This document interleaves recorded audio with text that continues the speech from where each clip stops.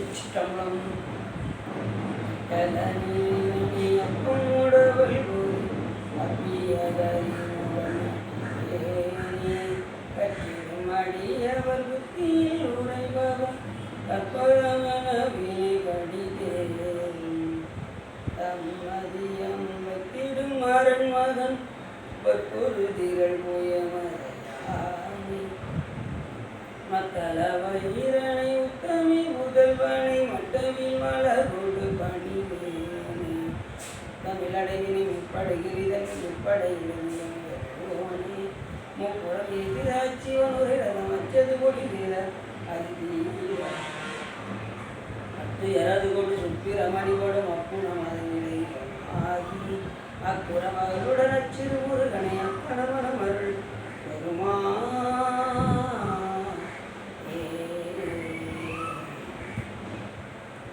என்றாலும் என கருதந்தை நீர்ந்தாகுலமானது ஈதனையாள் கந்தா கதிவேணவனே உமையாள் மைந்தா குமரா மறைநாய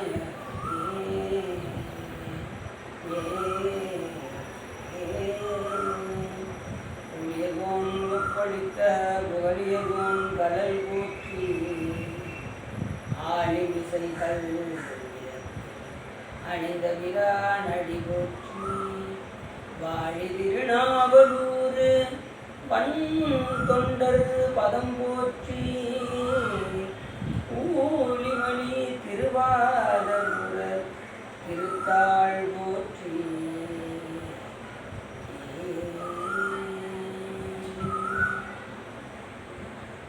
எல்லாம் உள்ள சுகாமிகளுடனாகிய ஸ்ரீ வள்ளல் வைத்தியசாமியுடைய பெரும் கருணையினாலே நாம் தொடர்ந்து கந்த புராணத்தில் இன்று வீரபாகுத்தேவர் சுத்த மாதனம் செல் படலம் பற்றி சிந்திக்கிறது. திருவள்ளும் குருவர்களும் அடியார்களும் சொல்லியிருக்கிறது. போதமொரு சூதமொழி புகழ்ந்த அந்த ஒரு கடலில் படைத்ததன் பொருளான மேதகு மண் குரல் அறிந்து வையம் உய்ய மைய துயர் பிறவியின் தாதவில் பூம்பொழில் காந்தி புரட்டி வேறு சலதை அமுதிரை நீர் சொன்னதான பாதம் படைப்பில் அறிமுகங்களான லட்சியம் பண்ணிய பாதம் விஷயம் நான் எப்பொழுதுமே ஒரு அடிப்படையில் இன்று மோதி ஆண்டவராக இருக்கக்கூடிய மோதிமலை முருகப்பெருமான் அங்கே இருக்கக்கூடிய மலை மோதிமலை அங்கே முருகப்பெருமான் விஷயமாக காட்சியிருக்கிறார். சிவபெருமானுடைய 5 முகத்தை கொண்டு இங்கே முருகப்பெருமான் அருள்பாலிக்கிறார். எப்பொழுதுமே நமக்கு தெரிவது என்னவென்று கேட்டால் முருகப்பெருமான் என்றாலே 6 முகம் தான் நமக்கு தெரியும். ஆனால் இந்த ஓதிய மலையில் மட்டும் முருகப்பெருமான் 5 முகத்தோடு காட்சிப்படுகிறார். மற்றொரு முகம் எங்கே இருக்கின்றது சொன்னால் அதன் அருகே குமாரபாடி என்ற இடத்தில் அங்கே இப்படிப்பட்ட ஒரு தலமானது எப்படி உருவாகின்றது என்று சொன்னால் பிரம்மாவை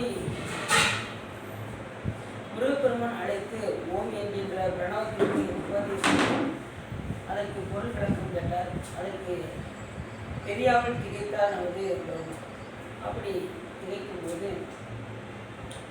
முருகப்பெருமான் என்ன செய்தார் என்று சொன்னால் அவரை சிறையில்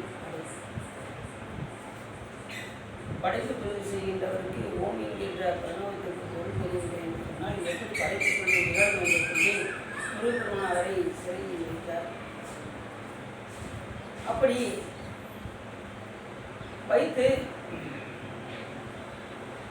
அவருக்கு ஞான உபதேசம் சிவபெருமான் வந்து கேட்கும்போது சுவாமி அவருக்கு இங்கே உபதேசம் ஏற்கனவே சுவாமி மலையில் உபதேசம் செய்தார். அதோடு இங்கே வேத ஆகமங்களை இங்கே சிவபெருமானுக்கு உபதேசம் செய்தார். ஒரு இடம்தான் இங்கே ஓதிய மலை என்று. சுவாமி மலையில் ஓம் என்கின்ற பிரணவத்திற்கு உபதேசம் செய்தார். இந்த தளத்தில் இருந்து பார்த்தீர்கள் சொன்னால் வேத ஆகமங்களை உபதேசம் செய்வதாக வரலாறு கூறுகிறது. அப்படிப்பட்ட ஒரு சிறப்பான தலமாக இந்த ஓதிய மலை விளங்குகிறது.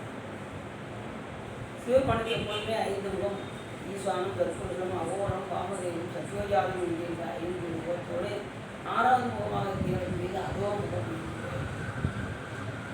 அதேபோல் இந்த திருக்கோயிலுக்கும் பார்த்தீங்கன்னு சொன்னால் முன்னாடி ஞாயிற்றுக்கிழமை வழிபட்டு தான் இந்த தரப்புக்கு நான் சொல்லலாம். எந்த ஒரு திருக்கோயிலாக இருந்தாலும் முதலில் நாம் ஞாயிற்றுக்கிழமை வழிபட்டு தான் அந்த ஆலயத்துக்கு நாம் சொல்லணும். அதன் அடிப்படையில் ஞாயிற்றுக்கிழமை வழிபட்டு இந்த திருக்கோயிலுக்கு நாம் சென்று வழிபாடு செய்யணும். அப்படி இந்த ஓதிய மலையானது சாமியே வேதாகமங்களை கேட்டதாக சொல்கின்றது என்று சொன்னால் சிவபெருமான் வேறல்ல, முருகப்பெருமான் வேறல்ல என்பதை நாம் புரிந்து கொள்ள வேண்டும். தனக்குத்தானே மகனாகிய தத்துவன் தனக்குத்தானே குருவமாகி தனக்குத்தானே சாமி எல்லாமாகவும் தனக்குத்தானே மகனாக தனக்குத்தானே தனக்குத்தானே மகனாகவும் ஆகிக்கொண்டவர் இந்த போதிய இந்த மலையில் முருகப்பெருமானை சிறப்பாக காட்சி தருகின்றார். வாய்ப்பு கிடைத்தால் நாம் இந்த தளத்தில் வழிபாடு செய்வோம். ஒவ்வொரு முகத்தை கொண்டும் சாமி உச்சி முகத்தை கொண்டு மற்ற 4 முகங்களை கொண்டு அங்கே 4 வேதங்களையும் ஆதரவான வேதங்களையும் சிவபெருமான் அறிவார். அப்படிப்பட்ட 5 முகத்தோடு இந்த ஓதிய மலையில் முருகப்பெருமான் காட்சியிருக்கின்றார். அந்த 6வது முகமாக இருக்கிறது பக்கத்தில் குமாரபாளையத்தில் அந்த ஒரு முகமாக அங்கே முருகப்பெருமான் இருந்து காட்சி தருகிறார். அந்த தளம் பார்த்தீங்கன்னு சொன்னால் மிக சிறப்பாக இருக்கும். இந்த தளம்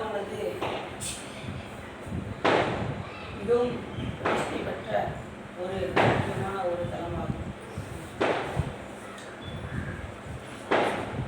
நாம் உபதேசம் கேட்கும்போது எப்படி கேட்க வேண்டும் என்று சொன்னால் மன அமைதியோடு பரபரப்பின்றி வேகம் எடுத்து அந்த வேதனை வைத்து என்று அடிப்படையில் வேகத்தை எல்லாம் எடுத்து சாந்த நிலையில் அமைதியான நிலையில் நாம் உபதேசம் கேட்க வேண்டும் சொன்னால் நமக்கு அந்த உபதேசமானதை நாம் மனதில் நின்று நாம் அதை தியானிக்க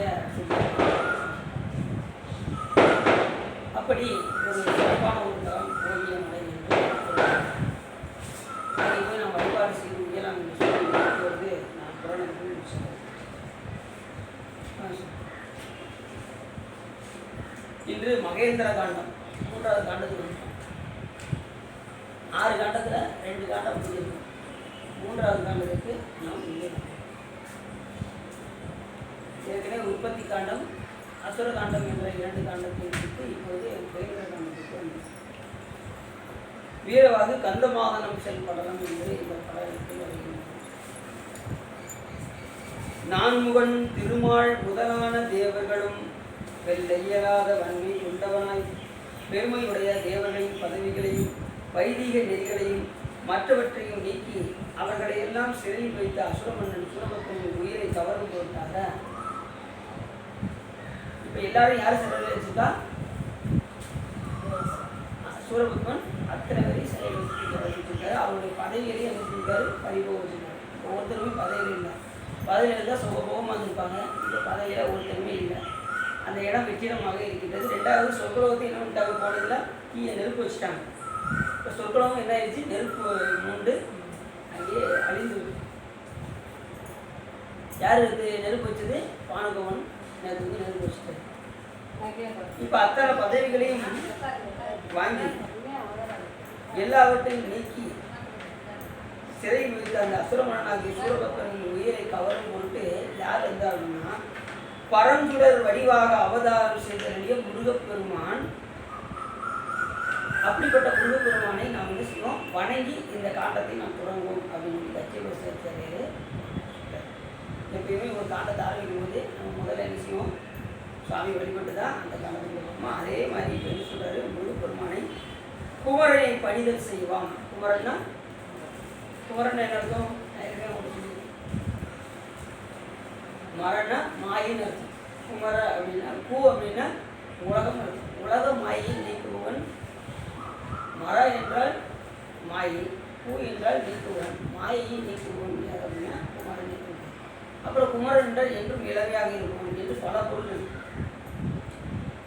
இப்படி 2வது என்றும் என்றும் இளமையானவன் என்றும் உள்ளவன் அப்படின்னு கூட சொல்றேன். என்றும் உள்ளவன் முருகப்பெருமான் என்னை புதுசாக சொன்னாரு, அவர் என்றும் உள்ளவன் என்னைக்குமே இருக்காரு. இப்போ சூரபத்மன் வந்ததுனால வெளிப்பட்டு சொன்னார், இல்லைன்னா நமக்கு தெரிஞ்சுக்காது சூரபத்மனை பற்றி. சாமி அந்த 6ஆவது முகத்தை மறைச்சே வச்சுருந்தார். அந்த 6ஆவது முகத்தை யாருக்கு காமிச்சிட்டு இருந்தார் அப்படின்னா, ஞானிகளுடைய கண்ணுக்கு மட்டுமே காண்பித்துக் கொண்டிருந்த அந்த முகத்தை எல்லா உயிர்களும் கண்டுகொள்ள வேண்டும் என்று கொண்டு வந்த முகத்துக்கு தான் என்ன பேரு, அந்த முகம் இருக்கு. எல்லா தேவர்களும் எதுவுமே போய் கேட்டாங்க. அப்போ என்ன சொன்னாரு, குந்திக்குள் இடை செய்ய புதல்வனை தருதும் தான் அந்திக்குள் மிக அண்ணல் அறிஞராயோர் சிந்திக்கும் தன் தொல்லை திருமுகம் ஆர்வம் கொண்டார் அப்படின்னு என்ன சொல்ல போயிட்டாங்க. அந்த தொல்லை திருமுகம் தான் என்ன முகம் அப்படின்னா 6ஆவது முகம். அது அறிஞராயோர் சிந்திக்கும் அப்படின்னா என்ன அர்த்தம் அப்படின்னா, இதற்கு முன்னாடி அந்த 6ஆவது முகத்தை ஞானிகள் மட்டுமே கண்டு தரிசனம் செய்து கொண்டே இருந்தாங்க. இப்போ எல்லா உயிரும் கண்டு துரட்டும் அப்படின்னு கொண்டு வந்த முகத்துக்கு தான் என்ன பேர், அதுவும் முகம். அப்படிப்பட்ட அந்த 6 முகமுடைய முருகப்பெருமானை நாம் என்ன செய்வோம், வழிபாடு செய்துவிட்டு இந்த மகேந்திர காண்டத்துக்குள் செல்வோம் என்று கட்சி பசுவத்திலே சொல்றார். எப்படி விரிக்கல் மால் தேவராலும் வேலற்கரும் விரலோனாகி பெருஞ்சுரல் அவன் பதமும் வேத ஒழுக்கமும் பிறகு மாற்றி அருஞ்சுரை அவருக்கு செய்த அவனுக்கோன் ஆவி கொள்வான் பரஞ்சுடர் உருவாய் வந்த குமரனை பயன்படுத்தினான். அப்படிப்பட்ட சூரபத்மனை சங்காரம் செய்வதற்காக முருகப்பெருமான் என்ன செய்கிறாரு. அப்படிப்பட்ட முருகப்பெருமானை பரஞ்சுடர் வடிவாக இருக்கக்கூடிய முருகப்பெருமானை நாம் வணங்கி நாம் புராணத்தை கொடுத்துருக்கோம் அப்படிங்கிறார். ஏன் சுடர்னு சொல்றாரு, ஜோதின்னு இருக்கலாங்க, ஏன் பரஞ்சுடர்னு சொல்றாரு, அதுக்கு நம்ம யோசிக்கணும். ஏன்னா ஜோதி சிவம், அதை தொட்டால் என்ன செய்யுது, தொடுதா சுடுதா, அது சுடுகின்ற தன்மை அம்பாள். அதுக்கு ஒரு நேரத்தில் எரிதா, அந்த நேரம் விநாயகர் பெருமான். அது சுற்றிய ஒளி இருப்பாருங்க, அந்த ஒளி தான் முருகப்பெருமான். அதனால அதனுடைய சுடர் தான், அதனால இந்த பரஞ்சுடர் அப்படிங்க. இந்திரன் முதலிய தேவர்களும் மற்றவர்களும் மனத்தில் மகிழ்ச்சி கொண்டு பக்கத்தில் வணக்கத்துடனே நின்று துதிக்கும்படியாக சிறந்த திருச்செந்தூர் என்னும் திருப்பதியில் சிங்கங்களால் சுமக்கப்படும் வெள்ளிய அணையின் மீது எழுந்திருக்கும் முருகப்பெருமான் திருவள்ளி செய்யும் முறையால் பின்வரும் இவற்றை திருவள்ளத்தில் எண்ணினார். இப்போ எங்கே இருக்காரு, திருச்செந்தூரில் வியாழமோகனோடு யார் இருக்கா, சுவாமி அங்கே இருக்கார். இப்போ யாரும் போயிட்டு நீங்கள் அதை தெரிஞ்சிருக்கேன். இந்த புராணத்தை கேட்டு நீங்கள் திருச்செந்தூர் போனீங்கன்னா ரொம்ப சிறப்பாக இருக்கும். ஆகா, முருகப்பெருமானே இந்த இடத்துல நின்று பேசியிருக்காரு அப்படின்னா அந்த இடத்துல நம்ம இருக்கோம்னா அப்படி எவ்வளோ பெரிய சிறப்பாக இருக்கும். இப்போ இது மட்டும் இல்லை, எந்த ஒரு தளத்துக்கு நீங்கள் சென்றால் என்ன செய்யணும் அப்படின்னா, அந்த தளத்துக்கு செல்லும்போது அங்கே எத்தனையோ ஞானிகள் இங்கெல்லாம் அவருடைய பாதம்லாம் பட்டிருக்கும்ங்கிறத நினச்சி நாம் என்ன செய்யணும், வழிபாடு பண்ணணும். இப்போ திடீர்னு நீங்கள் எங்கே போறீங்க, திருப்பரங்குன்றத்துக்கு போகிறீங்க, அங்கே 4 பேர் படிக்கிறாங்க. அந்த தளத்துக்கு போகும்போது அவங்க 4 பேருடைய பாதம் பட்டிருக்கு அப்படின்னு நினச்சி நாம் என்ன செய்யணும், வழிபாடு பண்ணணும். திருச்செந்தூர் போறீங்க, அங்கேயும் அருணைநாதபுரம் கால் வைக்காத இடமே கிடையாது திருச்செந்தூரில். முருகப்பெருமான் நடக்காத இடம் கிடையாது திருச்செந்தூரில். ஏன்னா போர்க்குரியதுக்கு அங்கே தான் அமர்ந்திருக்காரு சாமி. அங்கே இருந்து எல்லா தேவர்களோடு உட்கார்ந்து சாமி நல்லா பேசியிருக்காரு. அப்படிப்பட்ட இடம் திருச்செந்தூர். அப்படிப்பட்ட இடம் திருச்செந்தூர். அப்போ அந்த திருச்செந்தூரில் நான் போகும்போது நமக்கு உணர்வு எப்படி வரணும், அந்த அளவுக்கு சிறப்பாக இருக்கணும். போகும்போதுலாம் முருகப்பெருமானை நம்ம நினைந்து உருகி நாம் என்ன செய்ய வேண்டும், போட்டோம். அப்போ அங்கேருந்து சுவாமி என்ன என்னார் அப்படின்னா, 4 முதலான தேவர்களையும் முனிவர்களையும் போலவே முன் சொன்னபடி மிக்க கூட்டத்தவரான அசுரரும் என் பெருமான் வழித்தொன்றலாக கொடியவரை அழித்து தண்டித்தல் என்பது நீதி நூல் முறையாகும். கொடியவரை அழிக்கிறது நீதி நூல் என்ன சொல்லுது அப்படின்னா, புதியவரை அழிக்க வேண்டும் என்று சொல்லுது. ஆனால் முருகப்பெருமான் என்ன நினைக்கிறாரு அப்படின்னா, நினைக்கத்தக்க சூரபத்மனையும் அறியாத சிறப்புடைய அவனையும் சுற்றுத்தாரையும் எல்லாம் கொள்ளாது முறைமையாகும். கொள்வது முறைமையாகாது. அதனால் தேவனின் சிறையை போக்கி வாழும்படி சொல்வதற்கு ஒரு தூதுவனை அச்சூரனிடம் விரைவாக அனுப்புவோம் அப்படின்னு சொல்லி சாமி சொல்றாரு. நினைக்கிறார், அவனை கொள்றதை காட்டணும். நல்லா தெரிஞ்சுக்கோங்க, எப்பயுமே எதிரியை கொல்லணும்னு நினைக்கக்கூடாது, அவனை திருத்தணும்னு தான் ஒரு குடும்பம் அளவுக்கு நாம் நினைக்கணும். ஆனால் நாம் அப்படி இருக்கோமா? நாம் என்ன செய்வோம், எதிரி தானே அவனை எப்படியாவது அடிச்சே கொல்லணும் அப்படின்னு தான் பார்க்கணும். ஆனால் சாமி என்ன பண்ணாரு, அதான் நமக்கும் கடவுளுக்கும் உள்ள இலக்கம். சாமி என்ன செய்வார், எல்லா உயிரையும் அடிக்கணும்னு நினைக்க மாட்டோம். நம்ம ஏதாவது தப்பு செய்யணும், நமக்கு எல்லாத்துக்கும் தண்டனை கொடுத்தான்னு இருக்கோங்க, நம்ம இங்கே வாழவே முடியாது. நீ அவன் அடிக்க அந்த உனக்கு திருப்பி அடி வாங்கிக்கோ, நீ அவன் வாழ்க்கையை கிடைக்க அந்த ஓ வாழ்க்கை இன்றைக்கே கெடுத்துரு அப்படின்னு செய்வார். அது சாமி அவனுக்கு நல்லா சாமி செய்யணும். ஒவ்வொரு நிலையிலையும் எல்லா உயிரையும் பார்த்து பார்த்து எந்தெந்த நேரத்தில் அந்த வினைப்பயனை கூட்டினா இந்த உயிர் திருந்தும், இந்த உயிர் பக்குவம் அடையும் என்று சாமி செய்வார். அதுக்கு தகுந்த மாதிரி வினையை விட்டுவார். எந்த நேரத்தில் நமக்கு துன்பம் வருதுன்னு சொல்ல முடியாது, எந்த நேரத்தில் இன்பம் வருதுன்னு சொல்ல முடியாது. இன்பம் வரும்போது ரொம்ப அடிக்கவும் கூடாது, துன்பம் வரும்போது ரொம்ப தோன்றவும் கூடாது. எல்லாம் வினைப்பயனால் வருகின்றது என்று நினைத்து எல்லாம் சிவன் செயல் என்று உணர வேண்டும். சரி, அப்படி அனுப்புகின்ற தூதனின் தூது சொல்லை செவியேற்று அவுணனின் மன்னனான சூரபுத்தன் தேவர்களை சிறையிலிருந்து விட்டு விடுவானால் அப்படி விட்டுட்டானா இரவாமல் இன்னும் பல காலம் வாழட்டும். சாமி சொல்றாரு குருகுமன் கண்டிப்பாக போய் ஒரு தூதுவர் அனுப்பும். அந்த தூதர் போய் சொன்னதுக்கப்புறம் அவன் மன்னிச்சு தேவர்களை சிறையிலிருந்து விட்டுட்டானா பிரச்சனை இல்லை, அது நல்லபடியாக வாழட்டும். அப்படி விடவில்லை என்று சொன்னால் தூதனின் சொல்லை ஏற்றுக்கொள்ளாது போனால் நான் அங்கு சென்று அவனை கொள்வோம் என்று. ஆனால் கொள்வோன்னு சாமி கொள்ள மாட்டார். சாமியுடைய கொள்வது என்னென்னா அவரை திருத்துவதுன்னு அர்த்தம். சம்காரம் அப்படின்னா என்ன அர்த்தம்? சூர சம்காரம் அப்படின்னா கொள்வதா? அவனை சங்காரம் பண்ணிடுவார்ல அப்படிம்பாங்க. பார்த்துருக்கீங்களா? அப்புறம் குத்தி கொலை பண்ணிடுவாரு அப்படிம்பாங்க. அப்படி சொல்லலாமா? அது கரெக்டா? சம்காரம்னா என்ன அர்த்தம்? காரம் என்றால் ஒடுக்குவது, சம்காரம் அப்படின்னா நன்றாக ஒடுக்குவதுன்னு அர்த்தம். அவனை நல்லபடியாக திருத்துறதுன்னு அர்த்தம். சம்காரம்னா அதுதான் உண்மையான பொருள். காரம் என்றால் ஒடுக்குவது, சம்காரம் என்றால் நன்றாக ஒடுக்குவது. இப்போ இவங்க சம்காரம் பண்ண போகிறாங்க பூவை. இந்த பூவை என்ன செய்ய போகிறாங்க? அவங்க உதிரியாக கிடந்த அந்த பூவை இப்போ ஒடுக்கி என்ன செய்ய போகிறாங்க? ஒன்று சேர்க்க போகிறாங்க. இப்போ பூவை சம்காரம் பண்ண போகிறாங்க அவங்க. அப்புறம் என்ன அர்த்தம்? அந்த பூவை ஒடுக்கி நன்றாக ஒடுக்கி என்ன செய்ய போகிறாங்க? அதை நேர கட்டி சாமி சாப்பிடுறாங்க. அப்போ இதுக்கும் சம்காரம் இருக்குது.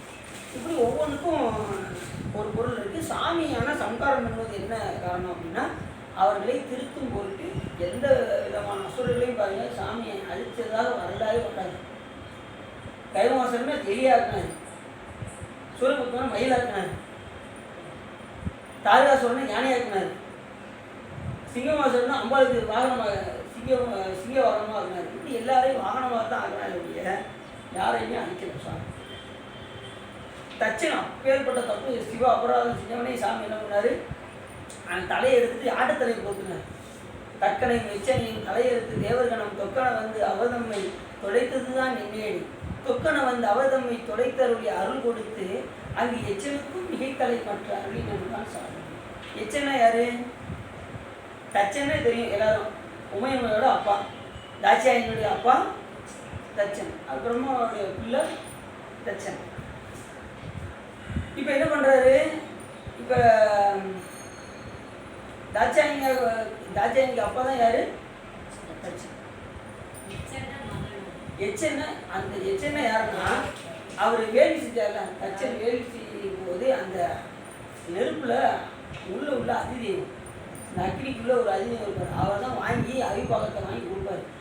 எந்த தெய்வத்தை நீங்கள் உள்ளே போடுறீங்களோ அந்த தெய்வத்தில் போய் வாங்கி கொடுக்குறவருக்கு பேர் எச்சன் பேர். அவர் அக்னிக்குள்ளே அவர் அதிதெய்வமாக இருப்பார்.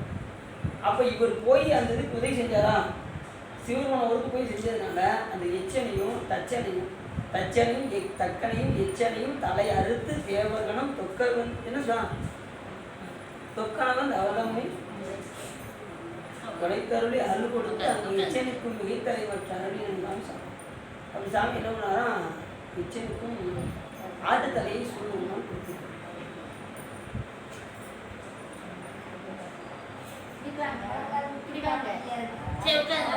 கூர்மையான செம்மையான ஒளியுடைய வேலையுடைய குமார கடவுள் திருமால் நான்முகன் இந்திரன் முதலிய தம்மை அடுத்து பக்கத்தில் உள்ள தேவர்களை பார்த்து அசுரர்கள் சுற்றத்தாரை எல்லாம் அழைத்து கொடுத்து நாளை செல்வோம் என்று அதன் முன்னும் ஒரு தூதனை அனுப்பி கொடிய சூரபுத்தன் உள்ள கருத்தை அறிய வேண்டும். உடனே அவர் என்ன சொல்றாரு? ஒரு தூதனை அனுப்பி அவங்க உள்கிழமை என்னவென்று அறிய வேண்டும் அப்படின்னு சுவாமி சொல்றாரு. உடனே அதுக்கு சிறந்தவர் யாருன்னு முருகப்பெருமான் யோசிச்சாரு. அதுக்கு அந்த நவவேதங்களில் தலைமையானவர் யாரு? வீரபாகுத்தர். அப்போ வீரபாகுத்தரை அழைத்து எப்படியாவது என்ன செய்யணும்? அவரை தூக்கி அனுப்பணும். வீர மகேந்திரர், வீர புரந்தரர், வீரகேசன், அப்படி அந்த 9 பேர் இருக்காங்களா? அந்த 9 பேரில் தலையாயவர் யாருன்னா வீரபாகுத்தர். வீரபாகுவை நீ விரைவாக பழமையுடைய மகேந்திரபுரிக்கு சென்று குற்றமற்றவரான சிவபெருமான் அளித்தருடைய இந்திரஞான தேர் என்னும் தேரினையுடைய சூரபத்மனை கண்டு சிவபெருமான் பாருங்க ஒவ்வொருத்தருக்கும் சிறப்பாக முடிக்கிறார். சூரியபத்மனுக்கு என்ன கொடுத்துருக்காரு? இந்திரஜால தேர். நினைச்ச மாத்திரத்தில் எங்கே போகணும் அங்கே போய் நிற்கும். அப்படிப்பட்ட தேரை யார் கொடுத்துருக்கா? சிவபெருமான் அவர் பழைய. ராவனுக்கு என்ன கொடுத்துருக்காரு? சந்திரவாகன பாலம் கொடுத்தாரு. நேற்று அன்றைக்கி சொன்னேன். அதை வச்சு எதோ வெட்டினா ஜடாயை அப்படி வெட்டினதால என்னாச்சு? அந்த உடைவாள் வந்து வேலை செய்யணும்னு போயிடுச்சு. திருமால் என்ன செஞ்சார்? சிவபெருமான் என்ன பண்ணார்? சக்கரை வாங்கினார். சக்கரை வாங்கினாரா? சக்கரை வாங்கினார். அதை வச்சு என்ன பண்ணார்? அவர் சிவபூஜை பண்ணி அவர் இதுதான் வாங்கியிருக்கணும். ஆனால் கேட்டது என்ன? சக்கரை கேட்டார். இப்படி யார் யாரெல்லாம் என்னென்ன கேட்குறாங்களோ அது சாமி சொல்லிகிட்டே இருக்காரு. அதே மாதிரி முருகப்பெருமானுக்கு என்ன கொடுத்தாரு? சாமி வாங்க சார். முருகப்பெருமானுக்கு என்ன கொடுத்தாரு? வேலை கொடுத்தாரு. வேலை கொடுத்தாரு. அது சக்தி ஒன்றாக ஆக்கி அதில் முழு சக்தியும் பயன்படுத்தி சாமி செஞ்சு முழு சக்தியும் கூட பயன்படுத்தல. அதில் சதகோடி சூரியனை மட்டும்தான் அதை என்ன செஞ்சிருக்காரு? அந்த வேலாயத்தில் சுவாமி ஒதுக்கி வச்சிருக்காரு. ஆனால் சாமி எப்படி விடணும்னா அனந்த கோடி மடங்கு சூரிய பிரகாசம்.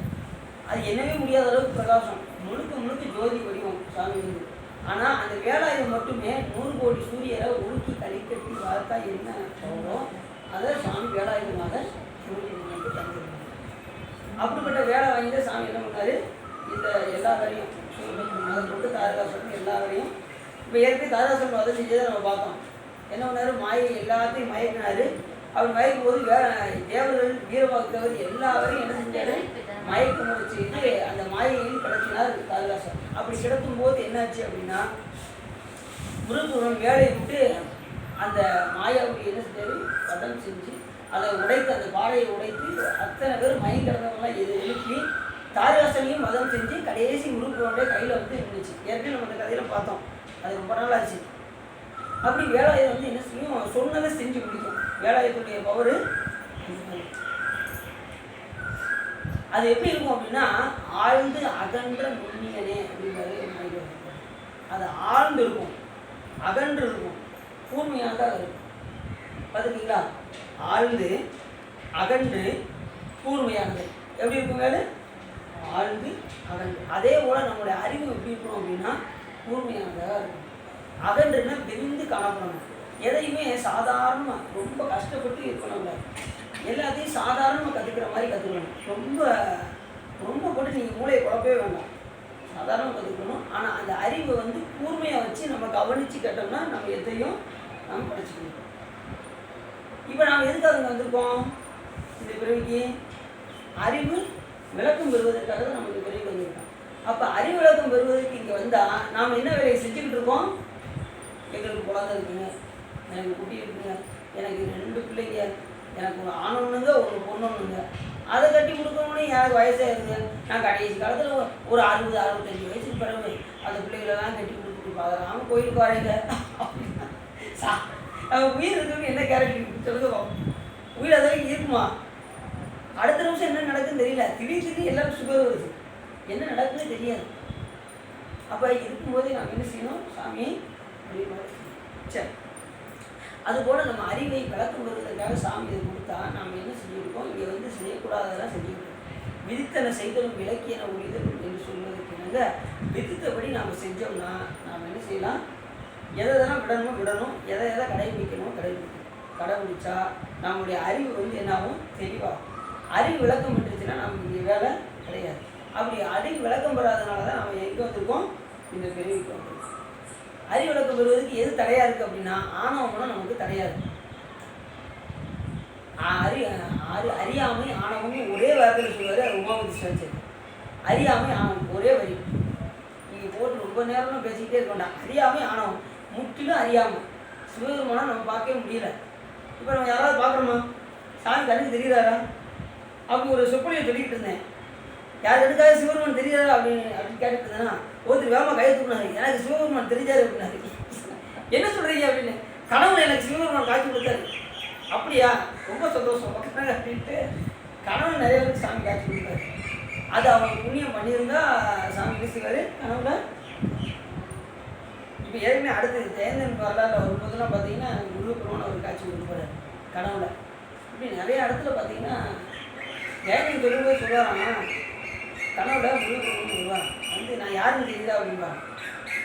சாமி யாருன்னு எனக்கு தெரியல ஆனால் என்னை நீங்கள் காப்பாற்ற வந்திருக்கீங்கிறது மட்டும் எனக்கு நல்லா தெரியுது அப்படின்னா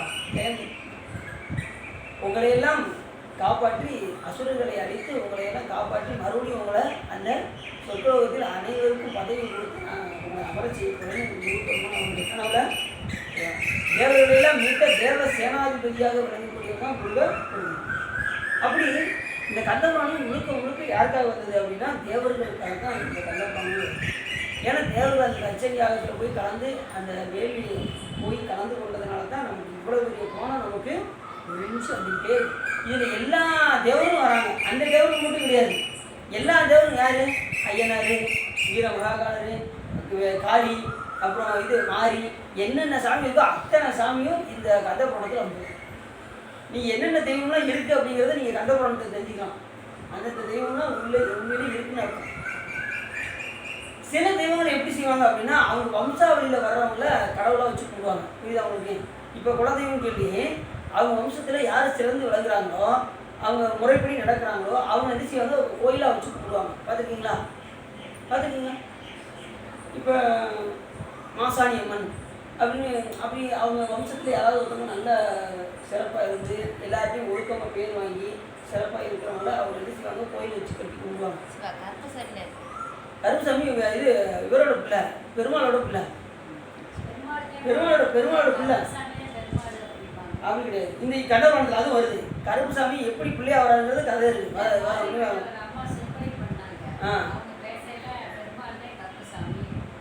அப்போ என்ன படிச்சிருக்காங்கன்னு பாருங்க.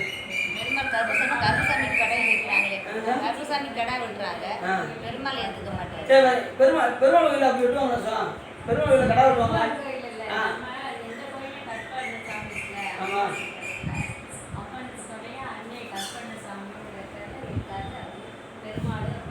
இல்லை சார், அதுக்கு அப்படி கிடையாது. அது அவங்க வந்து தவறாக சொல்லியிருக்காங்க. எந்த நூல் இல்லைன்னா அப்படி அது எந்த புராணத்தில் வருதுன்னு சொல்லணும் அவங்க வந்து. புரியுது அவங்களுக்கு? இப்போ அவங்க ஒரு கருத்து சொல்கிறாங்கன்னா இது இந்த புராணத்தில் வந்து நீங்கள் போய் பார்த்துக்கோங்கன்னு ஒரு கேள்வி கேட்டாங்க. இப்போ நமக்கு வந்து கந்தபுராணத்தில் சொல்லப்படுறோம். பெருமாளுடைய பிள்ளையாக கருப்புசாமி அப்படின்னு வருது. அதே மாதிரி மன்மதனும் அவரோட பிள்ளை தான். இப்படி பல சிறப்புகள்லாம் நம்ம கந்தபுராணத்தில் நிறையா வரும். இப்படி நமக்கு அறிவு விளக்கம் பெறுவதற்காக நம்ம இங்கே வந்து என்ன செய்கிறோம்,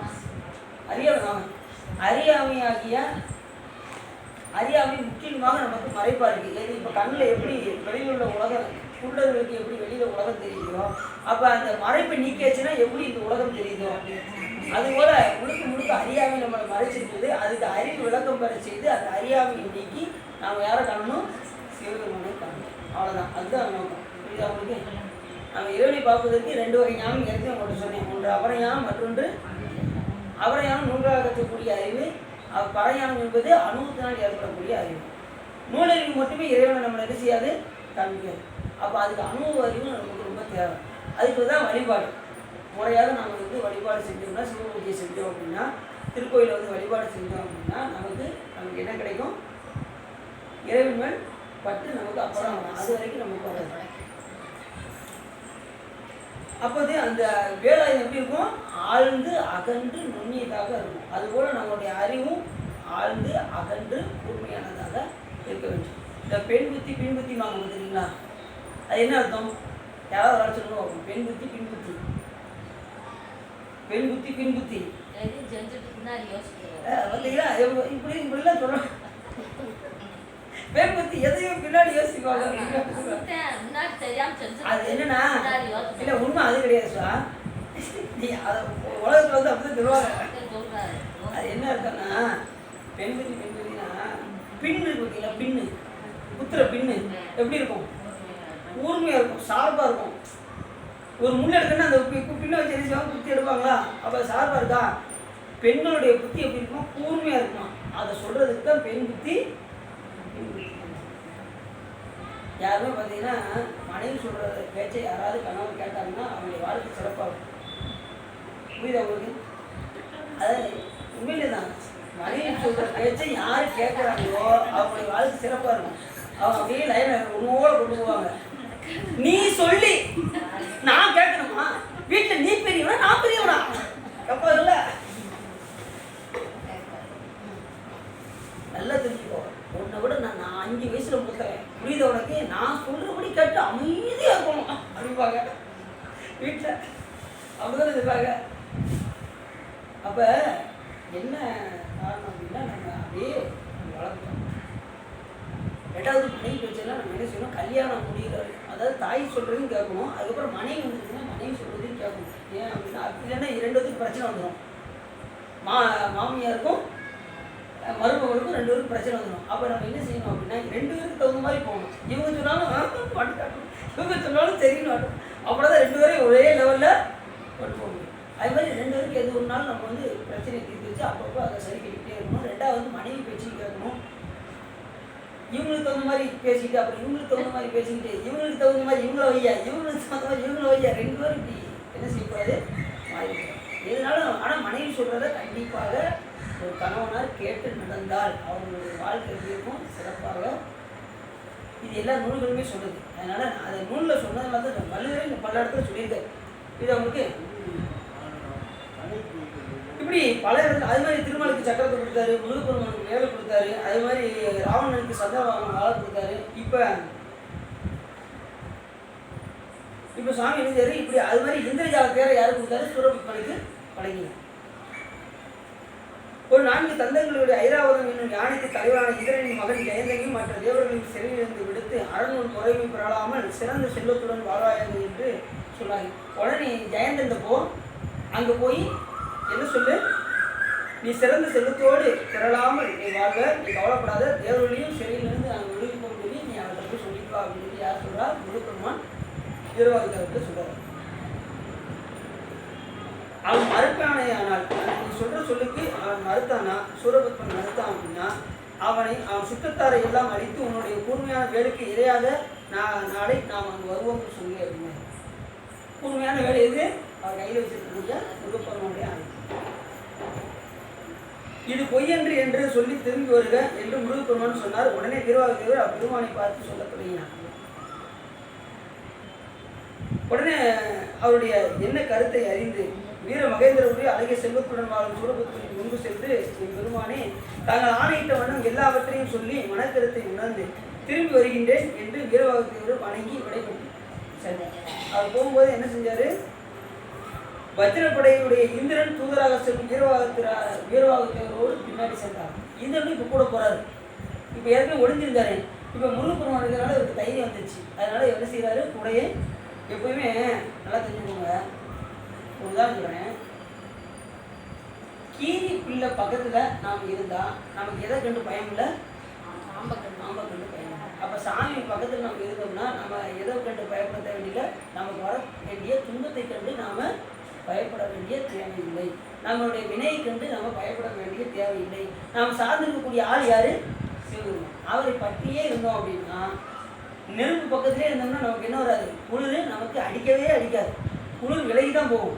அதுபோல் சாமி பற்றியே இருந்தாலும் நம்மக்கிட்ட இருக்கக்கூடிய துன்பம் விலகி தான் போகக்கூடிய வந்து சேர்வதற்கு வாய்ப்பு இல்லை. நெருப்பு பக்கத்தில் எந்த குளிர் அடிக்குமா, அடிக்கவே அடிக்காது, சான்ஸே கிடையாது. அதே போல் சாமியை சார்ந்திருந்தாலும் நமக்கு துன்பம் வருவது தெரியவே தெரியாது.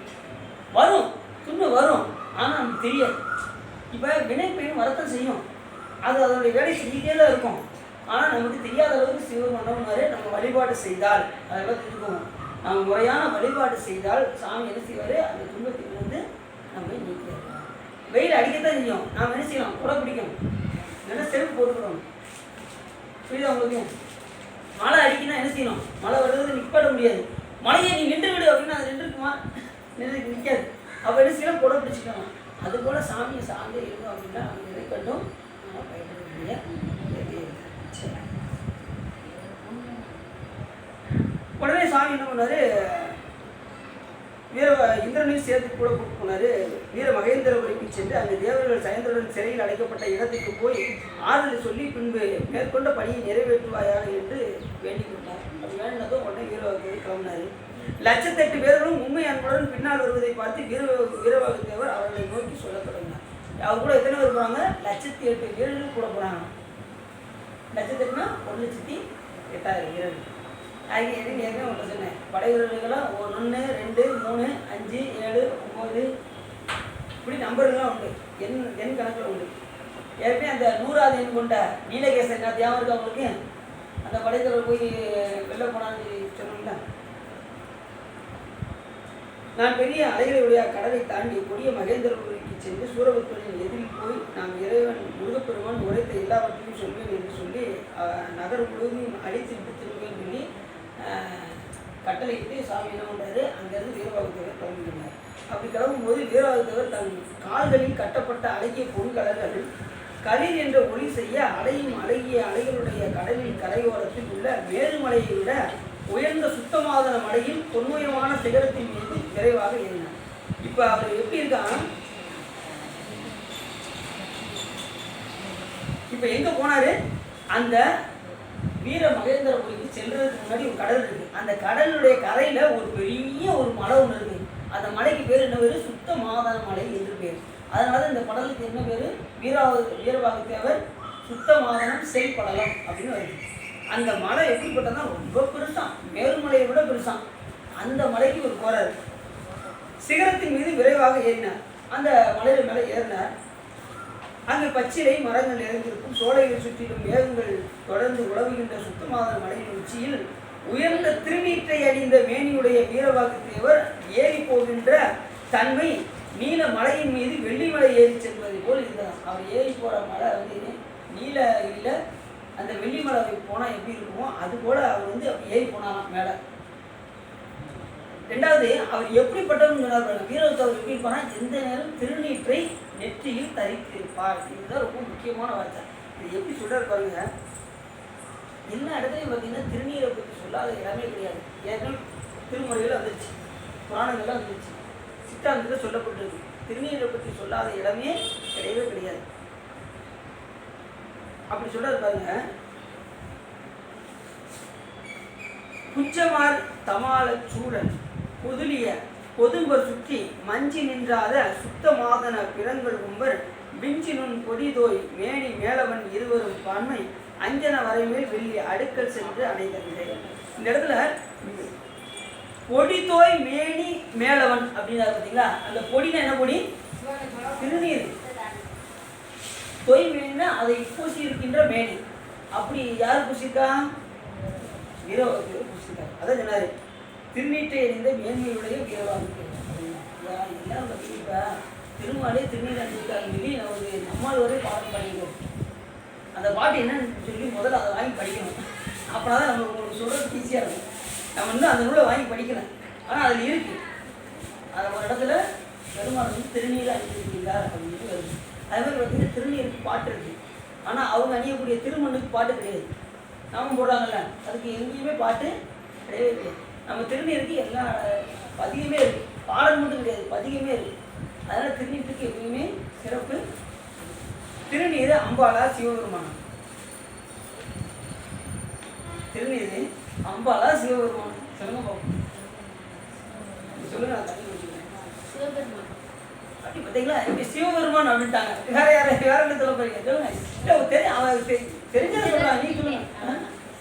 சார் தெரிஞ்சது சொல்லுங்க, சொல்லுங்க. சிவபெருமான், திருநீர் சிவபெருமான், திருநீர் சிவபெருமான். ஆனால் நீ திருநீர் படிக்கிறதுல எடுத்து போய் பாருங்க, அதில் என்ன தலைப்பு கொடுத்துருக்காங்கன்னு நீங்கள் பார்க்கணும். பரணின் வடிவம் சொல்லியிருக்காங்களா, பறையின் வடிவம் சொல்லியிருக்காங்களா, நீங்கள் போய் பார்க்கணும்.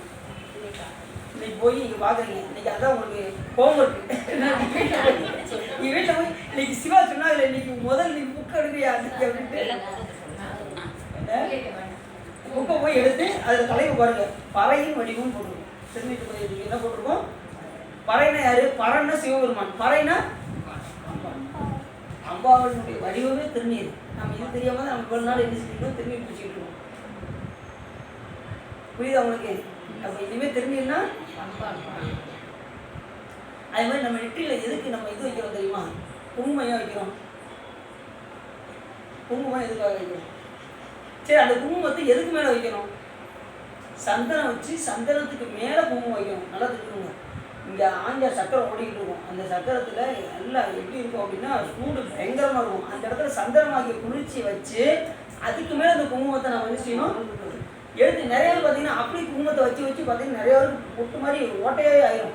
நிறைய பேருக்கு அடின்னு பார்த்துருக்கேன், வெறும் குங்குமத்தை வச்சு வச்சு அந்த இடமே என்ன ஆயிரும், ஓட்டையாயிரும்.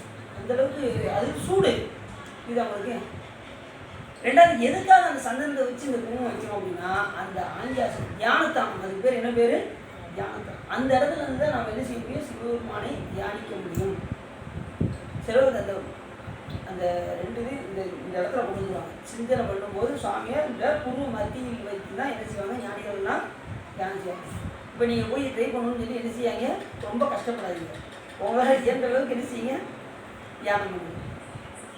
இன்னைக்கு சிவா சொல்லியிருக்காங்க, சொற்பொழிவில் சொல்லியிருக்காங்க, இன்னைக்கு ஆஞ்சா சக்கரத்தை நீங்கள் ஒரு வழியை ஓட்டி விட்டுறணும் அப்படின்ட்டு நீங்கள் ஓட்டு சந்தனம் நிறைய கொண்டு போய் வச்சு அதுக்கு மேலே ஒரு குங்குமத்தை வச்சு அதை போய் தியானிக்காது. ஆனால் அது தியானத்தாலும் அந்த இடத்துல இருந்து தியானிக்கணும். உங்களால் முடிஞ்ச அளவு உங்களுக்கு முடியல அப்படின்னா உங்களால் இயன்ற அளவு கண்ணு முடியாத என்ன செய்ய தியானம். புரியுது வருஷம்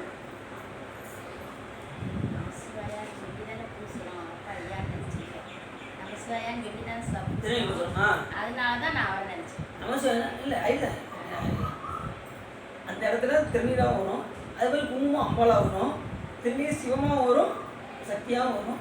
ஆனால் நமக்கு வந்து என்ன சொல்லப்பட்டிருக்கு அப்படின்னா அது பறையின் வடிவம் சொல்லப்பட்டிருக்கு. அதனால் திருநீர் வந்து நமக்கு உபயோகம். சரிதானே? அப்படி தனியிடம் பொறுத்து அப்போ விரைவாக ஒன்று திருநீட்டு அடிந்து வீரபத்திரர் போனாரா, அந்த மலை மேல் ஏறினார். அப்படி ஏறும்போது ஏறி நிற்கும்போது வலிமையுடன் நன்மை பொருந்திய தேவனான சூரியன் சிரிக்கும் வெண்தலையாகவும் ஒளிக்கதிர் சிவந்த சடையாகவும் வான் கங்கை மேலே படியவும் உயர்ந்த பெரிய மலை உச்சியிலே நின்ற வீரவாகு தேவர் 3 கண்களை உடைய சிவபெருமான் போல் தோன்றினார். அவர் போய் நின்னது எப்படி தேர்ந்தாரா, 3 கண்ணை உடைய சிவபெருமான் போல் தோன்றினார். சாமி எப்படி கைலாய மலையில் 3 கண்ணோடு வீட்டிருக்காரோ அதே போல் இவர் அந்த மலை உச்சியில் போய் நின்றது சாமி சிவபெருமான் எப்படி இருப்பாரோ அதுபோல். சிவபெருமானுக்கு ஏன் அவருக்கு 3 கண்ணு, அவருக்கு கண்முதலம்னு ஒரு பேர் இருக்கு. நீங்கள் கண்முதலான்னு சொல்லும் போதே உங்களுக்கு எது யாவரணும், உங்களுக்கு சிவபுராண பாட்டு யாவரணும். கண்முதலான் கருணை கண்காட்ட வந்தேன். அதுக்கு என்ன பொருள் தெரியுமா உங்களுக்கு?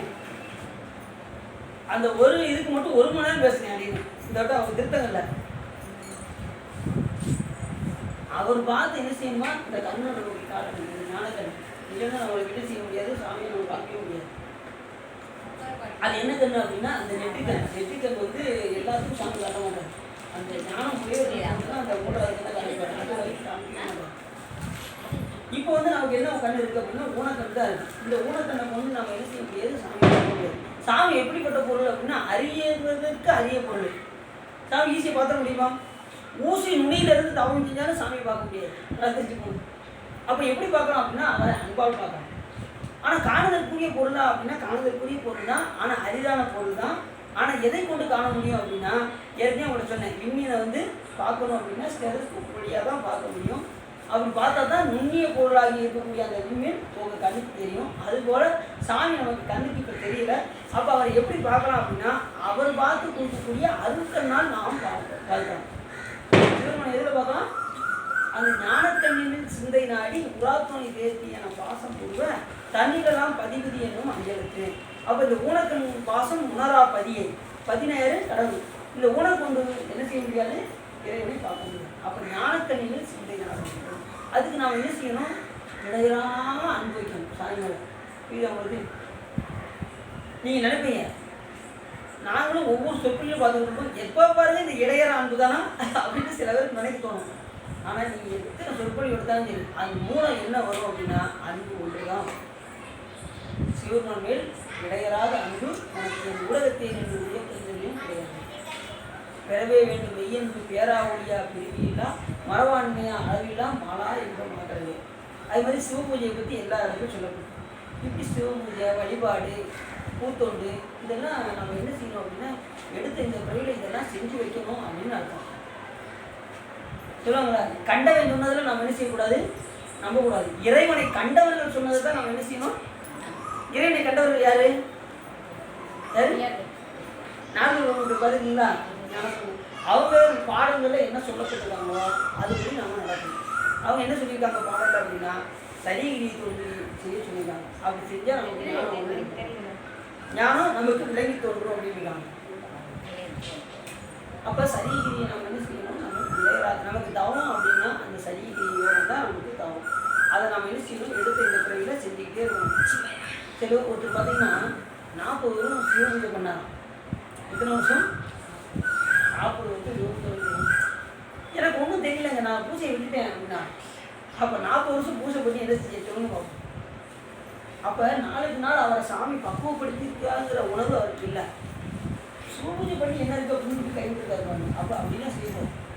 செஞ்சால் கடைசி வரைக்கும் ஒரு இதில் இறங்குறதுக்கு முன்னாடி 1000 தான் இருக்கலாம். இறங்கியாச்சுன்னா விடாமல் அதையே இன்னொன்று நம்ம வந்ததே அதுக்கு தான் வந்திருக்கோம். பூஜை பண்ணுறதுக்கு தான் வந்திருக்கோம். அந்த வேலையை அதை விட்டுட்டு மற்ற வேலையை செஞ்சு என்ன செய்ய? அப்போ பிறகு வீணாகவும் வீணாகாது. அப்போ செய்ய வேண்டிய வேலையை நம்ம என்ன செய்யணும்? செஞ்சு வைக்கணும். எந்த நேரம் அதையே ஆழ்ந்து ஆழ்ந்து ஆழ்ந்து ஆழ்ந்து அதையே சிந்தித்து சிந்தித்து சிந்து பாசவைகளுக்கும் பழம்பொருள் தன்னை பற்றுமாறு அடியினருக்கு அள்ளி பூசனை உகந்திய சிந்தையை புகுந்து பூங்கலை காட்டிய பொருளே தேசுடை விளக்கே செழுந்துடன் மூர்த்தி செல்வமே சிவபெருமான் இசையே உன்னை சிக்கனை பிடித்தேன் எங்கெழுந்து அழுவது அப்படி நம்ம சிவசுவாமிகள் அவர் நம்மளை பற்ற வைப்பதும் அவர் தான். நம்மளை பற்றி சிவபூஜை செய்ய வைப்பதும் புரிதவங்களுக்கு. அப்படி மலை உச்சியில் இருக்கும்போது அவர் சிவபெருமானாய் காட்டியிருக்காங்க. எப்படி சாமி 3 கண்ணோடு இருக்காரோ அதே போல் வீரபாகுதேவர் வெற்றி கொண்ட தோழர்களை கொண்ட வீரபாகுதேவர் தன் வீரக்கலர் அணிந்த கால்களால் ஊன்றி அழுத்தும் போது அந்த மலையில் ஊன்றி அழுத்தும் போது எப்படி இருந்துச்சான்? தாராவணத்து துறவியர்கள் அனுப்பிய கொலைக்கல் பொருந்திய முயலகனின் உடல் நடுங்குமாறு அவனது முதுகில் மீது பொன்மயமான திருவடியை சந்திரன் சூடிய சடையுடைய எம்பெருமான் ஊன்றி நிற்பதை போல் இருந்ததான். முயலகனை சாமி வீழ்ச்சிக்கார் நடராஜன் பார்த்துட்டீங்களா? அது எப்போ வீழ்ச்சாரு? தாராவணத்து முனிவர்கள் என்ன செஞ்சாங்க? வேள்வியிலிருந்து எதையும் பெறலாம், கடவுள் ஒன்று கிடையாதுன்னு அந்த எழுதியிருப்பாங்க. அவங்க ஒரு நெறியில் இருப்பாங்க. இப்போ நம்ம சிவ வழிபாட்டிலே பார்த்தீங்கன்னா பல பேர் பல விதமாக இருக்காங்க. சில பேர் நினைக்கிறாங்க அம்பாலாம் கிடையாதுங்க, சிவபெருமான் மட்டும்தான் அப்படிங்காங்க. சில பேர் விநாயகர் வணங்க மாட்டேங்காங்க, சில பேர் முருகரை வணங்க மாட்டேங்காங்க, சில பேர் சிவபெருமான் மட்டும்தான் அப்படிங்கிறாங்க, சில பேர் அம்பாள் மட்டும்தான் அப்படிங்கிறாங்க. இதிலே பல பிரிவுகள் இருக்குது. அதுபோல் தாராவணத்து முனிவர்கள் என்ன செஞ்சாங்க? அவங்க ஒழுக்கத்தில் இருப்பாங்க. அவங்க முனிவர்கள் தான் ஒழுக்கத்தில் தெரிந்து உள்ளவங்க, ஆனால் கடவுள் கிடையாதும்பாங்க. அப்படி ஒரு கொள்கையில் உள்ளவங்க. ஆனால் வேள்வி மூலம் எதையும் பெறலாம் அப்படின்னு நினைப்பாங்க. இப்போ வேள்வியில் செய்யும்போது அதுலேருந்து ஒரு பொருளை பெறுறாங்கன்னா அது கொடுப்பது யாரு? இந்த உண்மை தெரியாமல் இவங்க மந்திரத்தை சொன்னால் எல்லாம் கிடைக்கும், அதுலேருந்து பெறலாம் அப்படின்னு சொல்லி கடவுளை மறந்தாங்க. உடனே அவர்கள் பாடல்கள் கொடுத்ததுக்காக சிவபெருமானார் பிச்சாளர் வடிவம் கொண்டு வந்தார். அவர் கூட இருக்கக்கூடிய தர்ம பத்தினிகள் எல்லாம் சிவபெருமான் அழகி கண்டு பின்னாடியே போயிட்டாங்க. அதுக்கப்புறம் இந்த முனிவர்களுக்கு கோவம் வந்து என்ன பண்ணாங்க? ஒன்றொன்றாக அனுப்புனாங்க. புலியை அனுப்புனாங்க, யானை அனுப்புனாங்க. அது தோலை உடுத்தி சாமி என்ன செஞ்சார்? சட்டையாக பொருத்தி கொண்டார். புலியை ஏவனாங்க, அதை எடுத்து இடுப்பு கட்டி கொண்டார். பாம்பை ஏவனாங்க, கழுத்தில் அணிந்து கொண்டார். இப்படி ஒன்றா செஞ்சாங்க. அது வரைக்கும் சிவபெருமானுக்கு எந்த ஆடையும் கிடையாது. இவர்கள் அனுப்புனதுக்கு அப்புறம் தான் சிவபெருமானுக்கு புலித்தோலாக எல்லாமே. இப்படி இருக்கும்போது என்னாச்சு அப்படின்னா, அப்போ சிவபெருமான் அதில் நடனத்தை புரிஞ்சாங்க. நடனம் புரியும் போது அவங்க அனுப்பிவிட்ட முயலகனோடு ஊன்றி இருந்து ஆடினாராம் சாமி. அது வந்து ஆணவத்துக்கு அறிகுறி. ஆணவத்துக்கு அறிகுறி எது? முயலகன். அதைத்தான் சாமி ஊன்றி அழுத்தி அதை ஒரே மிதியை மிதிச்சிருக்காரு. அது மிதிச்சிருந்தாலும் அது எப்படி இருக்குது பார்த்தீங்களா? அந்த படத்தை பார்த்தீங்களா? லேசாக தலையை தூக்கிட்டு இருக்கோம். எவ்வளோதான் ஆணவத்தை ஒடுக்க நினைச்சாலும் அப்பப்போ கொஞ்சம் எட்டி பார்க்கும். கைலாய மலைக்கு போனால் வாங்க, கைலாய மலைக்கு போனாலும் அது கூட வந்துக்கிட்டே தான் இருக்கும். ஆணவம் இருக்கும். ஆனால் அப்போ என்ன செய்யாதுன்னு வேலை செய்யும். ஏன் அப்படின்னா எல்லாம் சிவன் செய்யணும்னு நினைச்சு செய்யும்போது ஆணவத்துக்கு அங்கே நீங்கள் சாமிகிட்ட இருந்து கொஞ்சம் சிந்தனை மாறினீங்கன்னு வச்சுக்கோங்க, அடுத்த நிமிஷம் ஒரு ஆணவம் பட்டு. அப்போ எந்த நேரம் எந்த சிந்தனை இருக்கணும்? நீங்கள் சொல்கிறது வந்து நல்லா இருக்கு, ஆனால் அதை செயல்படுத்த முடியுமா அப்படின்னு நீங்கள் கேட்குறீங்க. ஆனால் செயல்படுத்த முடியும். திருவள்ளுவர் சிவபெருமான் விட்டுட்டீங்கன்னா சாமி உங்களை சிந்திக்க போகிறாரு. யானே செய்து விடுவேன், நான் எவ்வளோ நேரம் தவம் இருப்பேன் அப்படின்னு வச்சுக்கோங்க. உங்களால் 5 நிமிஷம் கூட உட்கார முடியாது. நீங்கள் உட்காந்தீங்கன்னா அது கூட விருந்தாவதுக்காக எந்திரிச்சு ஓடிடுவீங்க. நம்மளால் ஆகக்கூடிய காரியம் ஒன்றுமே சரி. அப்படி ஊன்றி இருப்பது முயலகனா சாமி ஊன்றி இருந்தது போல் இருந்ததான் அவர் அந்த மலை உச்சிக்கு கால் வைக்கிறது. முருகப்பெருமானின் தூதரான வீரபாகுதேவர் நின்ற இயல்பு காசியில் மணிகர்ணிகா என்ற பதியில் கயமுகாசுரனை யானையை கீழே தள்ளி உடல் துடித்த கூச்சலிடும்படி தலையின் மீது சிவபெருமான் ஒரு காலத்தில் தம் திருவடிகளில் ஊன்றிய தன்மை போல் விளங்கி. ஏற்கனவே இந்த கதையை நம்ம பார்த்தோம். காசியில் யானையோட சுவாமி எழுதியார், ஒரே மிதியாக மீது அதை கீழே தள்ளினார் சொல்லி நம்ம இந்த கந்தபுராணத்தில் ஒரு காசிபதியை பார்க்கும்போது பார்த்தோம். கயமுகாசுரன் என்கின்ற யானையை சாமி என்ன பண்ணார்? அவரை அந்த யானையை மிதித்து திருவடிகளால் ஊன்றினார். மிதித்து ஒரே ஊன்ற ஊனி அந்த திருவடிக்கு மேலே சுவாமி வச்சிருந்தார். அந்த தண்ணி போல அவர் நின்ற இயல்பு இருந்துச்சான். யாரு? வீரவாகுதேவர் அந்த சுத்தமாதன மலை மேல் நிற்கும் போது இந்த தண்ணி போல் இருந்ததுன்னு சொல்லி கச்சிபசுவாச்சாரியர் சொல்றாரு. முன்னும் தாரகாசுரனின் மாயாபுரியில் இருந்த படைகளில் பலர் புறமுதுகிட்டு ஓடி பூமியில் வாராது அந்த சுத்தமான மலையில் மறைந்திருந்தனர். நல்லா பாருங்க. பல பேர் என்ன செஞ்சாங்க? மாயாபுரியில் இருந்த படைகளில் பல பேர் புறமுதுகிட்டு ஓடி பூமியில் வாராது அந்த சுத்தமான மலையில் மறைந்திருந்தார்கள். அவர்கள் வீரவாகுதேவர் அந்த மலையில் வருவது அவர்களை கண்டு அஞ்சு ஏங்கி பாதையை உயிரை விட்டாங்க. அவர் இந்த மலைக்கு வந்ததும் வீரவாகுதேவர் வந்ததும் நல்லா தெரிஞ்சுக்கல. ஏற்கனவே சாமி என்ன பண்ணாரு? வீரவாகுதேவர் முருகபெருமான் அனுப்பி மாயாபுரிக்கு போனாரு. அப்போ போகும்போது இவர் வாராஞ்சி பல பேர் உயிரை விட்டாங்க. இது அவங்களுக்கு அந்த கதை எடுத்து இப்போ சொல்றாங்க. எப்படி பாதி உயிரை இழந்தாங்க. கொடிவருக்கு எங்கே தான் இடம் உண்டு சொல்லுங்க.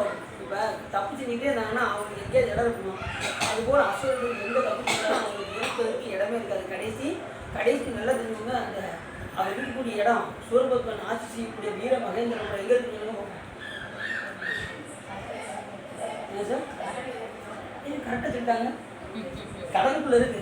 அவர் ஆட்சி செய்யக்கூடிய வீர மகேந்திரன் திருச்செந்தூர் கடலுக்குள்ள இருக்கு. இப்போ அந்த இடமே கிடையாது. அவங்க வாழ்ந்த இடம் எதுவுமே கிடையாது. எல்லாம் சத்தோட என்ன ஆயிடுச்சு? அவங்க இருந்தது எல்லாமே மறைஞ்சு போச்சு. கெட்டவர்கள் எங்கே இருந்தாலும் அவங்க இருக்கக்கூடிய இடம் ஒரு இடத்துல நிறைய இருக்க மாட்டாங்க. அவங்க எங்கே இருந்தாலும் அவங்களுக்கு உரிய இடம் வந்து கிடைக்கவே கிடைக்காது. ஆனால் நல்லவர்களுக்கு எங்கே போனாலும் அதே மாதிரி கற்றவர்களுக்கு சென்ற இடம்லாம் சிறப்பு அதிகமாக இருக்கும். நல்லா தெரியும். நீங்கள் எந்த கற்றாலும் 4 பேருக்கு எடுத்து சொல்லும்போது உங்களுடைய பெருமையை சாமி எடுத்துவார். அதனால உணர்த்துவார். கற்றதனால் ஆய பயன்கள் வாழ்வன் நற்றால் குராள். நீ எத்தனை முறை படித்தாலும் மூலம் என்ன அப்படின்னா சிவபெருமானை வழிபாடு செய்வது ஒன்று தான் மூலமே தவிர கற்றுட்டு பிறகு போய் வாதிடுவது நம்மளுடைய நோக்கம். இப்போ நிறைய பேர் என்ன செய்கிறாங்க? நல்லா படிச்சுட்டு வாங்க உட்காருங்க அப்படின்னு சொல்லி என்ன செய்கிறாங்க? வாதம் பண்ணுறாங்க.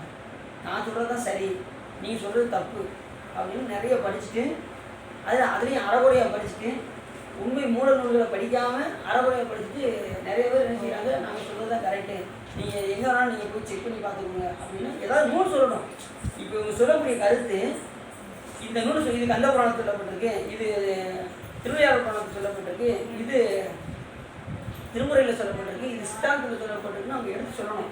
சொன்னால் தான் நம்ம நம்ப முடியும். சொல்லாமல் நம்ம என்ன செய்யக்கூடாது? நம்ம நம்பக்கூடாது. இப்போ அடின்னு சொற்பொழி பண்ணேன், நான் பாட்டு கதை மாதிரி சொல்லிட்டு போய்ட்டுன்னு வச்சுக்கோங்க. உங்களுக்கு ஒன்றும் புரியாது. இது வந்து ஞானசம்பந்த பெருமான் சொல்கிறாரு, இது திருநாவுக்கரசர் பெருமான் சொல்கிறாரு, இது மாணிக்கவாசகர் பெருமான் சொல்கிறாரு, இது திருவள்ளுவர் சொல்கிறாரு. இந்த இடத்தெல்லாம் நம்ம சுட்டி காட்டும் போது தான் என்ன ஆகும் அப்படின்னா நமக்கு உங்களுக்கு ரொம்ப புரியும். எதாவது ஒன்று சொல்லணும்னா உங்களுக்கு புரியாது. இது திருவள்ளுவரே சொல்லியிருக்காரா, இது ஞானசம்பந்த பெருமானே சொல்லியிருக்காரா அப்படின்னு உங்களுக்கு உணர்வு வரும். சும்மா கதையை வாசித்து கேட்டோம்னா உங்களுக்கு என்ன வராது? அன்பு வராது. அப்போ அன்பு வருவதற்கு எது அப்படின்னா நமக்கு எல்லாமே எவிடன்ஸ் கரெக்டாக இருக்கும். இருந்தால் நீங்கள் நம்புவீங்க. இல்லைன்னு வச்சுக்கோங்க, அங்கே போய் என்னன்னு வச்சுக்கோங்க, போய் 1 மணி நேரம் பேசினாயா என்னமோ பேசினாங்க 1 மணி நேரம் ஓட்டுறான் இல்லை சொல்கிறேன். பொதுவாக சொல்கிறேன். இல்லை நான் மட்டும் கதையை சொன்னேன்னு வச்சுக்கோங்களேன். 1 மணி நேரமாக சொன்னாரியா ஒன்றுமே புரியலை. அவர்கிட்ட மண்டே ஆடிட்டு வந்துட்டேன் அப்படின்னு சொல்வது போல் நீங்கள் எது செய்வீங்க? அங்கே போய் அதனால் எதுனாலும் நம்ம திருமுறையிலிருந்து நம்ம எடுத்து காட்டணும். அடுத்து சுத்தமான மலையின் மீது ஏறி சென்ற வீரவாகுதேவர் வீரக்கலைஞர் சூரபத்மன் ஒப்பில்லாத வீர மகேந்திரபுரத்தில் செல்ல எண்ணி எம் இறைவனான முருகப்பெருமானின் திருவுருவத்தை நினைத்து தியானித்து கைகளை தலைமீது கொண்டு குவித்து திருமாலும் 4 வியப்புடன் பார்க்க வேறு நடத்தி கொண்டார். நல்லா தெரிஞ்சுக்கோங்க. அந்த மலைக்கு போய் வீரவாகுதேவர் என்ன பண்ணாராம்?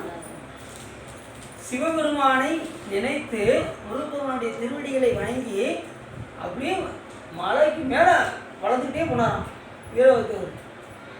ஏற்கனவே ஒருத்தர் உருவத்தை கைலாய மலை தியானித்து ஒருத்தர் வளர்ந்துக்கிட்டே போனார். யார்? பெருமாள். அந்த குட்டையை போனதில் வாங்க முடியும் போது என்ன செஞ்சார்? அவர் உடனே அவரால் வளர முடியாது. எப்படி வளர்ந்து போனார்? ஊழிதோர் ஊறி முற்றும் உயர்பொன் நொடித்தான் மலைங்கிறாரு. அது ஊழிதோறும் கைலாய மலை வளர்ந்துகிட்டே போகணும். அதனால் அப்படிப்பட்ட கைலாய மலையை தியானித்து வளர்ந்துகிட்டே போனாரா வாங்க முடியும். அதே போல் இப்போ சாமியுடைய திருவடியை எண்ணி தியானிக்க அவருடைய உருவமானது அப்படி பெருசாக வளர்ந்துட்டே போச்சான். யாருடைய உருவம்? வீரவாசனுடைய உருவம். எந்த மலையில்? சுத்தமான மலை. சரியா? அப்படி வளரும்போது பிரம்மா விஷ்ணுவே என்ன பண்ணாங்கன்னா பார்த்து அந்த பேருருவத்தை பார்த்து அதிசயம் பண்ணாங்க. இப்படி வளர்ந்துட்டே போறாரு அப்படின்னு சொல்லி அவங்க அதிசயப்பட்டாங்க. ஏன்னா அவங்களே நினைச்சா கூட அந்த மாதிரி உருவத்தை எடுக்க முடியாது. ஆனால் இந்த உருவத்தை யாரும் இருக்கா? முருகப்பெருமானுடைய திருவடியை தியானிக்கின்ற காரணத்தினால் அவருக்கு கிடைக்கும். வீரவாதத்தவர் அண்டத்தில் தன் முடிபட உயர்ந்து செல்லும் சமயத்தில் அவரது பாதம் பொருந்திய மலை பூமியை பிளந்து கொண்டே கீழே செல்வது. அவருடைய பாதம் எங்கே போதான்? கீழே பூமியை பிளந்துட்டே போதான். அப்படி ஒரு பேருருவத்தை எடுக்கிறாரு. அந்த மலையை தாண்டி இவர் பாதாளத்துக்கு கீழே போது இவருடைய திருவடி. அந்த மலைக்கு மேல இவர் வளர்றாரு.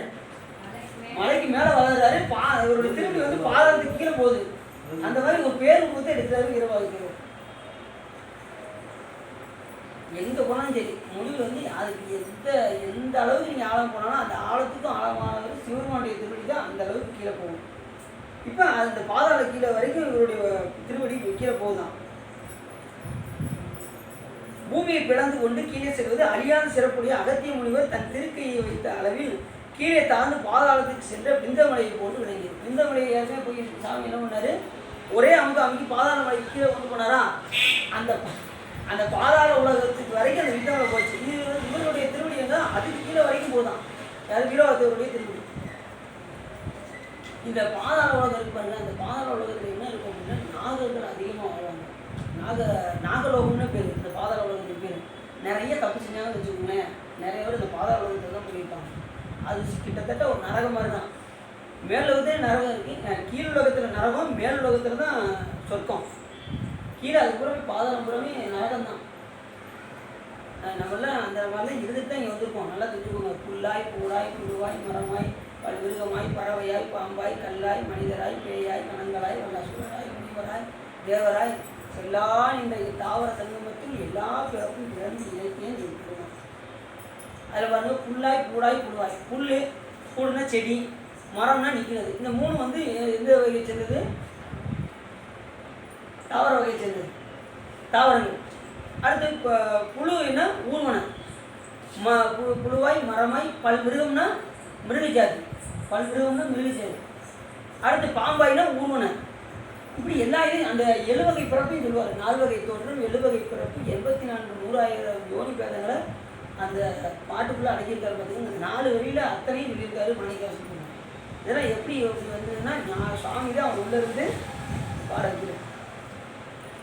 சரி, அப்படி தேவரால் தொடர்ந்து நிறுத்தப்பட்ட தேரின் மீது பகைவரின் 3 நகரங்களையும் எரித்து நீராக்கின சிவபெருமான் ஒரு காலை எடுத்து அழுத்தி வைத்த உடனே அந்த பாதாளத்தை நோக்கி சென்றது போல சுத்தமாதன மலையும் வீரவாதத்தேவரது கால்பட்ட அளவில் கீழே தாழ்ந்தது. அவர் கால் வச்சதுமே எப்படி சிவபெருமான் காலை ஊன்றும் போது அது ஒரு காலை எடுத்து அழுத்தி சாமிக்கு எப்படி ஒரு காலை ஊன்றி இன்னொரு காலை தூக்குறாரோ அந்த ஒரு காலை ஊன்றது பாதாளத்தை தாண்டி இருக்குமா. அதே போல் இப்போ வீரவாதத்தேவருடைய பாதமும் அந்த அளவுக்கு வச்சு. இது எதனால் வந்தது? சுவாமியை தியானித்ததுனால் வந்தது. நல்லா தெரியும். அடிக்கடி நான் அடிக்கடி சொல்கிற காரணம் என்னென்னா, வாய்ப்பு கிடைக்கும் போதெல்லாம் சிவபெருமான சிந்தனை பண்ணுங்க, சிவபெருமான தியானிங்க அப்படின்னு சொல்கிறது காரணம் என்ன அப்படின்னா, நீங்கள் தியானித்தா உங்களுக்கு எல்லாமே உங்களுக்கு கிடைக்கும். தியானம் செய்ய செய்ய செய்ய சிவபெருமான என்ன என்ன என்ன சும்மா அந்த கூட சிவபெருமானை நினச்சிக்கிட்டே இருங்க. உங்களுக்கு துன்பமே வராது. யார் நினைக்கணும்? நாம் நினைக்கக்கூடிய பொருள் சிவமாக. நீங்கள் ஒரு பெரிய துன்பம் வரப்போகுது, வர்ற நிலையில் இருக்குது. நீங்கள் சுவாமி சிந்தனை பண்ணிட்டே இருங்க. அது வர்ற இடமே தெரியாமல் போயிடும். ஒரு நோயை வர்றதுக்கு காத்துக்கிட்டு இருக்குன்னு வச்சுக்கோங்க. நீங்கள் சுவாமி சிந்தனை பண்ணுங்க, அந்த நோயை வர்றது. ஒருத்தர் அப்படி தான் நல்லா தெரிஞ்சுக்கோங்க. ஒருத்தருக்கு என்ன ஆயிடுச்சு, இதை மாற்றி கொடுத்துட்டாங்க. நல்லா நல்லா கவனம் கேளுங்க. 2 பேருடைய இது லிஸ்ட்டு வந்துருக்கு. பேர் நேம் லிஸ்ட்டை மாற்றிட்டாங்க. 2 பேருக்கு இது சீட்டை கொடுத்தாச்சு. இப்போ ஒருத்தருக்கு என்ன ஆயிடுச்சு, ஓட்டையே இல்லாதவருக்கு ஓட்டன்னு வந்துச்சு இருதயத்தில். அவர் என்ன பண்ணார், சாமியை நல்லா சிந்தனை பண்ணிகிட்டே இருந்தார்.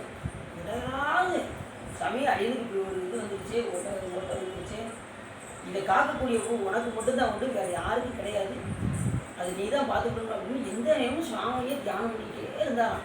எத்தனை நாள்னா 11 நாள் இருந்துச்சு. 12வது நாள் டாக்டரை போய் பார்த்துருக்காரு. சாரிங்க நான் மாற்றி கொடுத்துட்டேன் அப்படின்னா. எப்படி பாருங்க, எப்படி வந்து எப்படி மாறிடுச்சு பார்த்தீங்களா? உங்களுக்குள்ளது கிடையாதுங்க. சாரிங்க சார், ரொம்ப சார் தெரியாமல் சார் அப்படின்னு ரொம்ப மன்னிப்பு கேட்டாங்க. அது வேறவங்களுடைய ரிப்போர்ட் உங்களுக்கு வந்துருச்சு அப்படின்னு சொல்லி அதுக்கப்புறம் மாற்றி கொடுத்தாரான். கரெக்டாக இருக்கான் பார்த்தீங்களா? அப்போ எப்பேற்பட்ட நிலையும் சாமி இருக்கிறாரு. அவரை தியானிக்க தியானிக்க நம்ம உள்ள வரக்கூடிய இன்பமானது உடனே வரும். அப்படி ஓட்டையாகவே இருந்தாலும் கூட சாமி நினைச்சா என்ன பண்ணுவார்? அதை இல்லாமல் போயிடும். இல்லாமல் ஆக்கிடுவார் சாமி. ஒன்றும் இல்லையா பண்ணிய உலகில் பயின்ற பாவத்தை நன்னி நின்று அறுப்பது சிவாயம். அப்போ அந்த 11 நாள் அவர் எவ்வளோ வேதனையாக இருந்திருப்பாரு யோசிச்சு பாருங்க. ஆனால் அவர் வேதனைப்படாத சிவருமான் நோக்கி தியானம் பண்ணார். அதே மாதிரி நமக்கு எந்த துன்பம் வந்தாலும் நீங்கள் கவலைப்படாதீங்க, சுவாமியை மட்டும் தியானம் பண்ணுங்க. அப்போ சாமியில் கல்லை கட்டி என்ன செஞ்சாங்க? தூக்கி ஆனால் பாவிகளா இப்படி பண்ணிட்டீங்களா அப்படின்னு இருந்தாலும் வச்சுக்கோங்க. அப்போ சாமியில் கல்லை கட்டி கடலை தூக்கி எறிஞ்சாங்க. அவர் எதிர்த்து அவங்கள திட்டி இருந்தாலும் வச்சுக்கோங்க, கல் என்ன இருக்கும்? முங்கிருக்கும். ஆனால் அவர் என்ன பண்ணார்? சாமி நினைச்சு பாடல் பாடினார். அப்படி கல்லும் மிதந்து இது அவனுக்கு எப்பேற்பட்ட துன்பம் வந்தாலும் சிவபெருமானை நாம் நோக்கினால் நமக்கு துன்பமே தெரியாது. துன்பம் சரி கவனிப்போம்.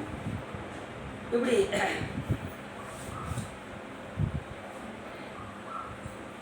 பல இடங்களில் சொல்கிறாரு. அப்படி அந்த இந்த கதை முழுவதுமே பார்த்தீங்கன்னா அவர் நின்ற கோலத்தை தான் சொல்கிறாங்க. இந்த சுத்தமாதன மலையில் போய் அவர் நின்ற கோலமும் ஒவ்வொன்றும் எப்படி இருந்தது அப்படிங்கிறது தான் இந்த கதையில் வருது. கூர்ம பார்க்கடலில் நடுவில் நின்ற மந்திரமலை போன்று அந்த சுத்தமாதன மலை காணப்பட்டது.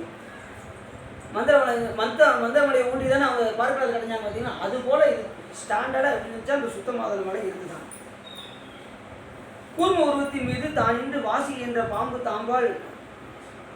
தாம்பால சுற்றப்பட்டதை போல இந்த மலையும் பாம்பினால் சுற்றப்பட்டு ஆதி கூர்மம் வரை சென்று நின்றவையால் கடலை கடைந்து மந்திரமலையை போய் ஒத்தது. இன்னும் அதே போல பாம்பு மாதிரி இருக்குமா இந்த சுத்தமாதன மலை? இது எந்த மலைக்கு ஒப்பிட்டு சொல்லலாம் அப்படின்னா அந்த மந்திரமலையை போன்று ஒப்பிட்டு சொல்லலாம் அப்படின்னு சொல்லி இந்த இதை சொல்கிறாங்க. மந்திரமலையை ஊன்றி தான் என்ன செஞ்சாங்க? வாசி என்ற பாம்பை கொண்டு கயிறாக தேவர்களும் அசுரர்களும் பார்க்கடலை கிடைத்தார்கள். அதுபோல அந்த மலை விளங்கியதுன்னு சொல்றாங்க. வீரபத்திரர் தம் பெரிய கண்களை பரப்பி 8 திக்குகளும் 7 வகையான கடல்களையும் இவையே அல்லாது உள்ளே தெளிந்த அலையுடைய பெரும்புற கடலையும் மற்ற எல்லா உலகங்களையும் பார்த்து சிவபெருமானின் கைலாய மலையை பார்த்து கை ஊற்றி வணங்கினார். இப்போ அந்த மலைக்கு போய் என்ன செஞ்சாரு?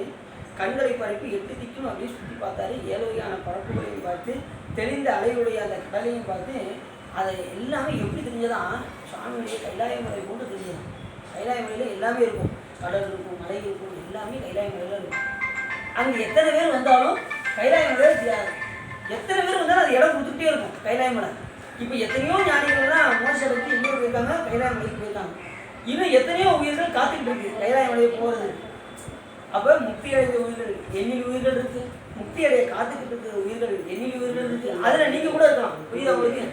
முக்தி அடைய காத்து கொண்டிருக்கின்ற உயிர்கள் நீங்களும் இருக்கலாம்.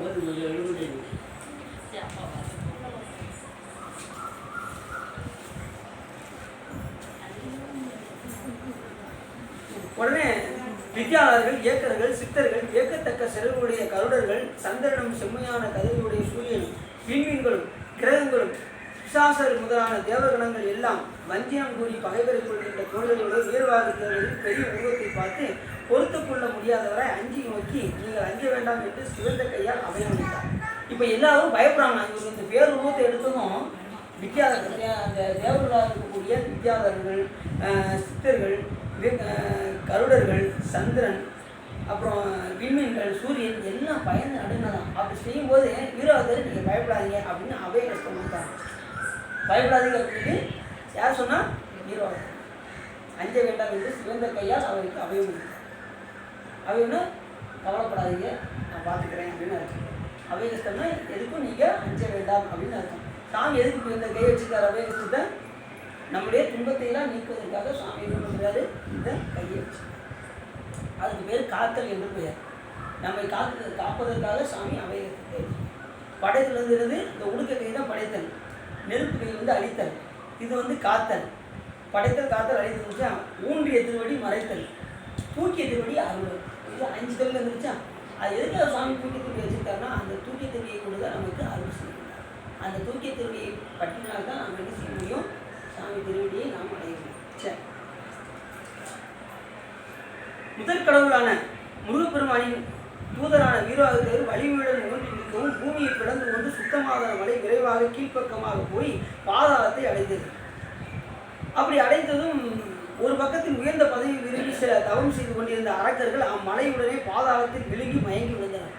அரக்கர்கள் அங்கே நிறைய பேர் இருக்காங்க பாதாளத்தில். அவங்க அந்த இதை பார்த்ததுமே மயங்கி விழுந்தாங்க. அவர் சாமி ஊன்றி நிற்கார்ல, அந்த நிற்கிறத பார்த்து பயந்து மயங்கி விழுந்தாங்க. திருநீர் அணிந்த நெற்றியுடைய வீரவாகுதேவரின் பேருருவத்தை தேவர்கள் பார்த்து இவர் கொண்ட திருவுருவத்தை பார்த்தால் பூமியில் உள்ளவர்கள் எல்லாம் புகழ்கின்ற வீர மகேந்திரபுரத்திற்கு போவது எப்படி அப்படின்னு பார்த்தாங்க. எல்லாம் யோசித்து இப்படி இருந்தால் எப்படி அந்த வீர மகேந்திரபுரத்துக்கு போக முடியும் அப்படின்னு நினைச்சாங்க. நெருங்குவதற்குரிய கொடிய சூரபத்மன் வீர மகேந்திரபுரத்துக்கு சென்று எங்கள் பெருநிறுவனத்தை துடைப்பீராக என்று தேவரும் முனிவரும் எல்லாரும் கேட்டுக்கொண்டார்கள். வீரவாகுதேவர் அப்படி கேட்கும்போது அப்போ உடனே என்ன பண்ணாரு, முருகப்பெருமானை துதித்தார் வீரவாகுதேவர். நம்ம ஆயுத தளந்தோர் அறுமுகம் வாழ்கன்னு சொல்லுவாங்களா, அதே மாதிரி என்ன செய்கிறாரு, அங்கே 12 தோள்கள் வாழ்க, 6 திருமுகங்கள் வாழ்க, முழு கருணை பொழியும் 12 திருப்பிடிகள் வாழ்க, தூய்மையான நீண்ட வேல் வாழ்க. எப்பயும் முருகப்பெருமானை சொல்லும்போது வேலு இந்த இதை மயிலெல்லாம் போட்டுருவாங்க. ஏன் அப்படின்னா அவருடைய சிறப்பான ஒரு இது என்னென்னா வேல் வந்து ஞானத்தை ஓமானமாக சொல்லப்படுது. அதனால் அந்த ஞானத்துக்கு எப்பயுமே நாம் போற்றி கண்டிப்பாக சொல்ல வேண்டும். அப்படி நிறைய சொல்றாரு. அப்படி சொல்லி கடைசி என்ன சொல்றாரு, உடனே இப்படி பெரிய பேருந்து எடுத்தோம்னா எல்லாம் பயப்படுறாங்க. இப்படி போனோம்னா நம்ம என்ன செய்ய முடியாது, வீரமகேந்திரபுரத்துக்கு போக முடியாது. அப்போ என்ன செய்யலாம் அப்படின்ட்டு என்ன பண்ணாரு, முருகப்பெருமான் அரிய அருளை பெற்று அந்த சுத்தமாக மழை பெய்து நின்ற வீரவாகுதேவர் எல்லா உலகங்களையும் கடந்து மேலே செல்லும் இந்த பெரு வடிவத்துடன் சென்றால் இந்த உலகம் அழிஞ்சிடும். அந்த பேருவத்தோடு போனால் இந்த உலகமே ஏன்னா திருவடி பாதாளத்துக்கே போகுது, இது விண்ணத்தோடுது. இப்படி போய் நம்ம வீரமகேந்திரத்தை போய் அழிக்க முடியுமா அப்படின்னு சொல்லிட்டு எல்லாம் பயந்துருவாங்க அப்படின்ட்டு அவர் என்ன பண்ணாரு, உலகமே அழிஞ்சாலும் கூட அழிஞ்சிடும், ஆகவே இது தகாது என்று எண்ணி அங்கு போவதற்கு தக்க அழகிய சிறிய வடிவத்தை எடுத்துக்கொண்டார். உடனே வடிவத்தை மாற்றி எப்பயும் போல உள்ள வடிவத்தை பெற்றுக்கொண்டார். யாருடைய அருளால, அந்த சுத்தமாக மணி மீது என்ற பெருமை பொருந்திய வீரவாகுதேவர் வானத்திலிருந்து தலையில் உள்ள மணிமுடியானது அண்ட கோலகை முட்ட வீரபத்திரர் உரு விளங்குகின்ற சரவப்பறவையின் வடிவம் கொண்டு சென்றது போல் மலை போன்ற மாளிகையுடைய வீர மகேந்திர நகரத்தை எண்ணி சென்றார். இப்போ சரவமூர்த்தி வடிவம் எடுத்தார்ல, அந்த நரசிம்ம அவதாரம் எடுக்கும்போது சரவமூர்த்தியுடைய வடிவம் எடுத்து எப்படி நரசிம்ம அவதாரத்தில் சாமி என்ன பண்ணார், அவருடைய ஆணவத்தை தணித்தாரும் அந்த பறவை வடிவம் கொண்டு என்ன செஞ்சாலும் வீர மகேந்திரபுரத்திற்கு வீரவாகுதேவர் சென்றார் அப்படின்னு சொல்லி இந்த கதை முடியுது. நாளைக்கு வந்து அவர் கடல் பாய போடாங்க, கடலில் எப்படி போய் பாய போகிறாரு அப்படிங்கிறத பார்த்து கடலில் வந்து என்னென்னலாம் இருக்குது சிறப்பு அப்படிங்கிறதுக்கு நாளைக்கு சொல்ல போகிறாங்க. அது என்னென்னு பார்ப்போம்னு சொல்லி எல்லாரும் உள்ளம் நிறைந்து வகை சிறந்து இந்த கந்த புராணத்தை நீங்கள் கேட்டதினால் உங்களுடைய வலிமை கலந்து திருவள்ளுவர் உரையும் என்று சொல்லி திருக்குறள் பாடி அடியும் உரையும் நிறைவு செய்கிறேன்.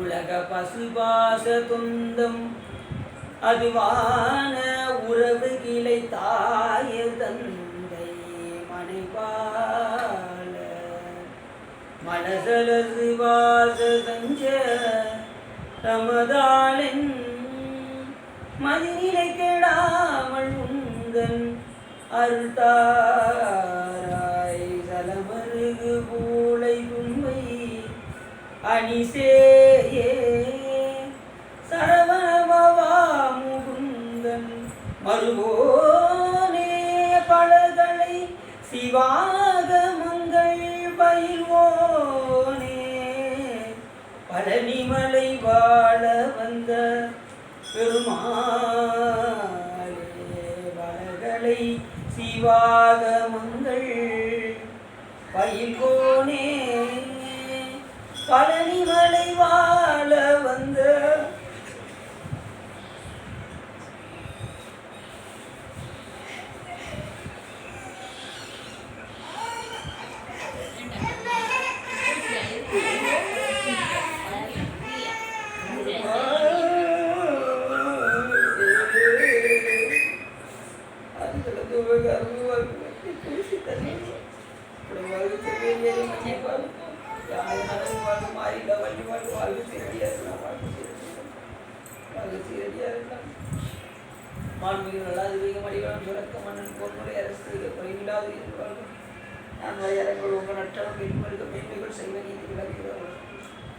பார்வதி